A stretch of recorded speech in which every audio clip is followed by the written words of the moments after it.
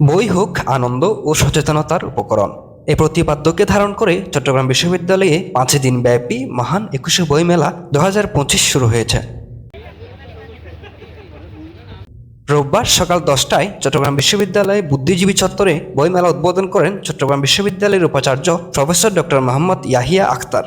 তিনি বলেন, বইমেলা কেবলমাত্র বইয়ের প্রদর্শনী নয়, বরং এটি আমাদের ইতিহাস, ঐতিহ্য ও ভবিষ্যৎকে সংযুক্ত করার এক গুরুত্বপূর্ণ সেতু।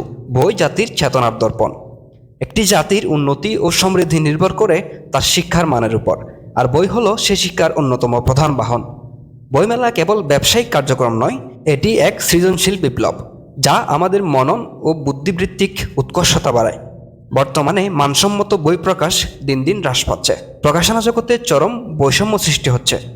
বর্তমানে প্রকাশক বান্ধব বইমেলা হচ্ছে, লেখক বান্ধব বইমেলা হচ্ছে না।